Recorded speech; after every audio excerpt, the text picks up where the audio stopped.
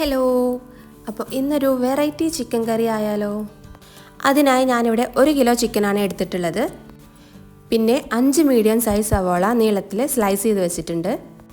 ഇഞ്ചി വെളുത്തുള്ളി പച്ചമുളക് പേസ്റ്റ് 2 ടേബിൾ സ്പൂൺ, 3 തക്കാളി വേവിച്ച് അതിൻ്റെ സ്കിന്ന് റിമൂവ് ചെയ്ത് തേങ്ങാപ്പാലിൻ്റെ 2ാം പാലിൽ ഞാൻ മിക്സ് ചെയ്ത് വെച്ചിട്ടുണ്ട്.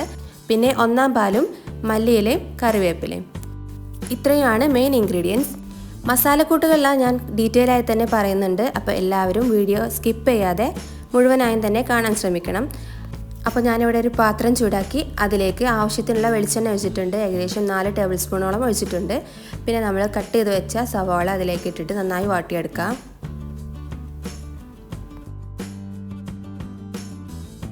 ഇപ്പോൾ ഇതാ സവാളയുടെ ഒക്കെ നിറം മാറി ഒരു പിങ്ക് കളറായിട്ടുണ്ട്. ഇത്രയും പോരാ, നമുക്കിനി കുറച്ചും കൂടെ ഇത് വാടി കിട്ടണം. അപ്പോൾ ഒന്നുകൂടെ നന്നായി വാട്ടിയെടുക്കാം. ഇപ്പോൾ സവാളയൊക്കെ നന്നായി വാടി കിട്ടിയിട്ടുണ്ട്. ഇനി ഇതിലേക്ക് നമുക്ക് ഇഞ്ചി വെളുത്തുള്ളി പച്ചമുളകിൻ്റെ പേസ്റ്റ് ചേർത്ത് നന്നായി മൂപ്പിച്ചെടുക്കാം.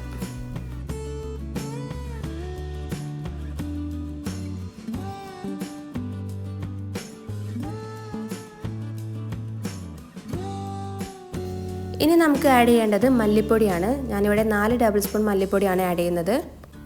മല്ലിപ്പൊടി ആഡ് ചെയ്ത് നന്നായി റോസ്റ്റ് ചെയ്തെടുക്കണം.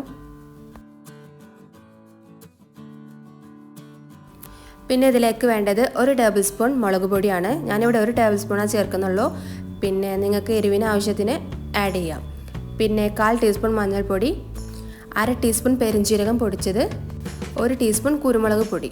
ഇത്രയും ചേർത്ത് ഒന്നുകൂടെ നന്നായി മൂപ്പിച്ചെടുക്കാം. ഇനി ഇതിലേക്ക് ചേർക്കുന്നത് ഗരം മസാലയാണ്. ഒരു 1/4 ടീസ്പൂൺ നമുക്ക് ഇപ്പോൾ ആഡ് ചെയ്യാം. പിന്നെ വേണ്ടത് കറിവേപ്പില, അതും കൂടെ ചേർത്ത് ഒന്നുകൂടി മിക്സ് ചെയ്തെടുക്കാം. ഇനി തേങ്ങാപ്പാലിൻ്റെ 2ാം പാലിൽ അടിച്ചു വെച്ച തക്കാളി നമുക്കിതിലേക്ക് ഒഴിച്ചു കൊടുക്കാം.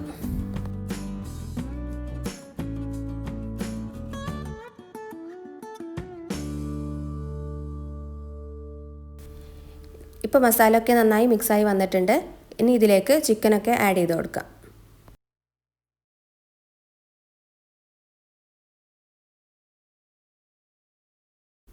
ചിക്കൻ ആഡ് ചെയ്ത ശേഷം ആദ്യം ഈ മസാലയൊക്കെ ചിക്കനായി നന്നായി ഒന്ന് മിക്സ് ചെയ്ത് കൊടുക്കണം.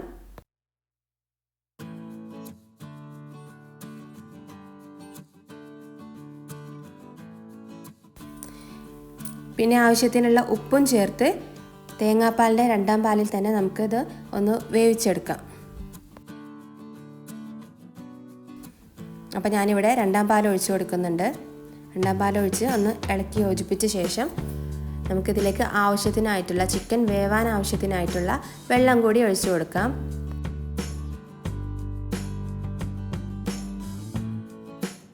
ചിക്കൻ വേവാനായി ഒരു 1/2 ഗ്ലാസ് വെള്ളം കൂടെ ഞാൻ ആഡ് ചെയ്ത് കൊടുക്കുന്നുണ്ട്.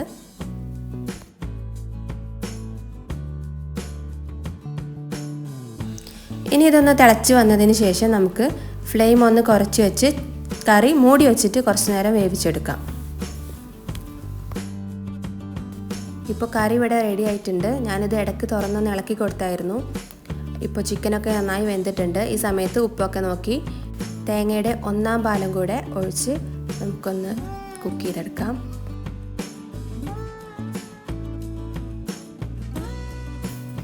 ഇനി അവസാനമായി ഇതിലേക്ക് ചേർക്കാനുള്ളത് കുറച്ച് ഗരം മസാല കൂടിയാണ്. നേരത്തെ നമ്മൾ 1/4 ടീസ്പൂൺ ഗരം മസാല ആഡ് ചെയ്തതാണ്. ഈ സമയത്ത് കൂടെ കുറച്ച് ആഡ് ചെയ്ത് കുറച്ച് മല്ലിയിലയും കുറച്ച് കറിവേപ്പിലയും കൂടെ ചേർത്ത് നമുക്ക് ഫ്ലെയിം ഓഫ് ചെയ്ത് കൊടുക്കാം. ഇപ്പോൾ ഇതാ കറി ഇവിടെ തയ്യാറായിട്ടുണ്ട്. വളരെ സിമ്പിളാണ്. എല്ലാവരും ട്രൈ ചെയ്ത് നോക്കണം. നിങ്ങളുടെ ഫീഡ്ബാക്സ് ഒക്കെ അറിയിക്കണം. വീഡിയോ ഇഷ്ടപ്പെട്ടാൽ ലൈക്ക് ചെയ്യാനും കമൻറ്റ് ചെയ്യാനും ഷെയർ ചെയ്യാനും മറക്കരുത്. Thanks for watching.